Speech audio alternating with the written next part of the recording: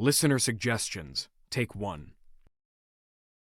Hello everyone, this is Elliott Brotherhood broadcasting to you from Secret Handshake Productions' skyscraper offices. This is where the magic happens, where we make our AAA productions, which millions of people across the country enjoy every week. And this week for One Shots, I took to social media, and I asked for your best ideas, and I was very explicit about this. I said, send me your best ideas, because, you know, at Secret Handshake, we're all about community. We're all about building each other up, building community, creating art that everyone can enjoy, in which we take into account what listeners want to hear, and the stories that you generate. And quite frankly, I am a little not only confused, but disappointed with some of the suggestions that I got. Not just disappointed, I was truly disturbed, truly shocked by some of them. And I just we'll just go through some of them here, just to give you an idea of what we're working with. So the first suggestion was from my good friend George Lorimer of Milwaukee lore and legend, who suggested, guy who can't eat vegan food. Okay, that's a safe one. That's a good one to start with. Quite frankly, that operates under the pretense that people can eat vegan food in real life. I mean, people choose to eat vegan food. It's not that they can, it's that they choose to. But you know what? At some point, maybe later down the line, perhaps that can be worked into something. I'm not going to lie, I don't think it's a terrible idea. But that was the first suggestion that I got. The next one, from my good friend, my good friend and former roommate, Blaine Ward. Hi, Blaine. Said, guy who's nice to everyone but mean exclusively to you. Now this one upset me. This one upset me quite a bit when I saw it, because Blaine, how dare you bring up how I was treated in my freshman year of high school by all of my peers and all of my friends and everyone on our floor. That is below the belt, quite frankly. And I was surprised to see that you would take that jab at me after all we've been through. After everything we've been through, not just through school, but what we went through in that horrible weekend we spent together in Bangladesh. That was, quite frankly, your fault as well. So, thanks for the suggestion, Blaine. I guess I'll shove it up my ass. Anyway, Eloise Field. Oh dear, here we go. Eloise Field suggests, the worst character from every play you ever wrote locked in a room with you. Now, here's the thing about this one. This is a heinous suggestion that I write bad characters, that I've ever written a bad character. Granted, I did put a character called the Green Genie in one of our sketches recently about Sonic the Hedgehog, but that's besides the point. So, okay. This one, actually, as I'm thinking about it, this one I could see. I could see the Green Genie and me locked in a room with the Green Genie. That would be more of a horror thing than a funny thing. I don't see any comedy coming of that. There would be blood in that situation. So perhaps we'll save that for Halloween. I'm not giving any, hints as to future content, but I could see that. Neil Brookshire. Hi, boss.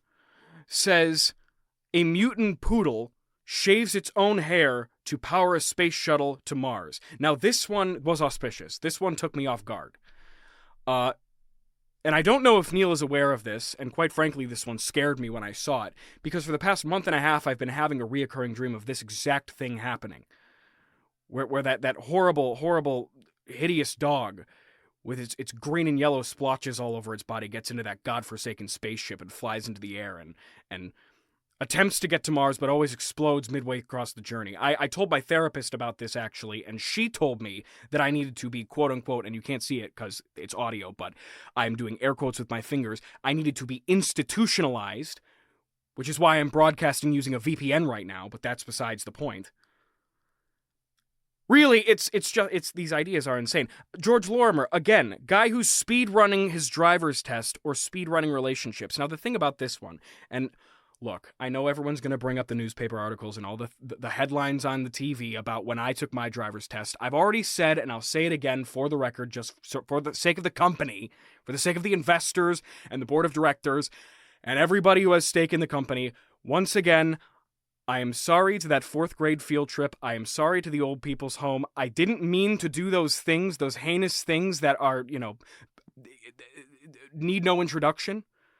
I didn't mean to do those things, but I had places to be. I had to do my test quickly, and I did pass.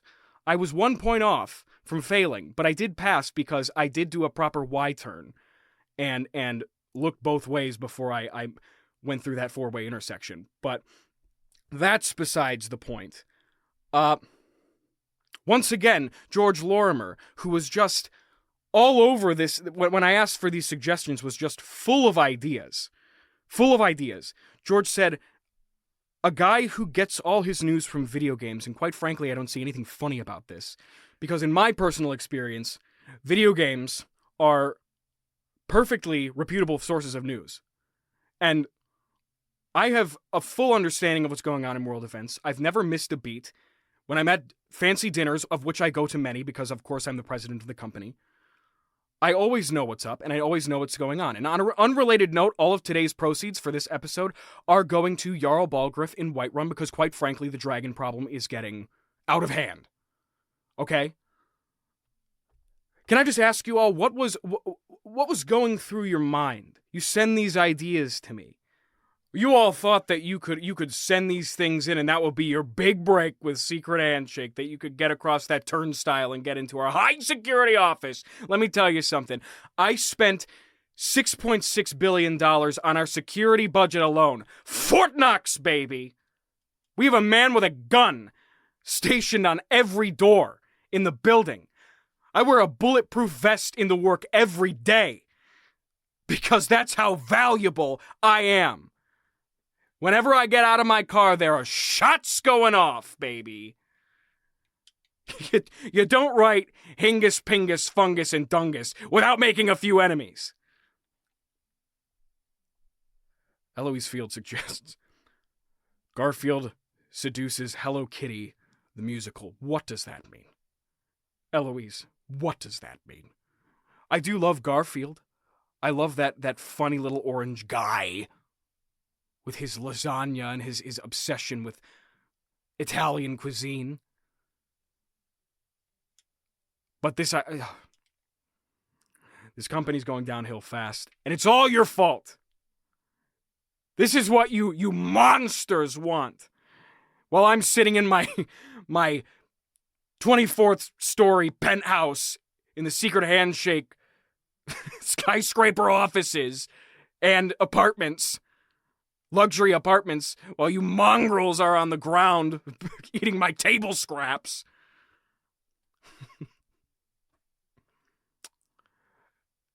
Thank you for your suggestions. Will maybe this is where the company's headed, folks. See you next week.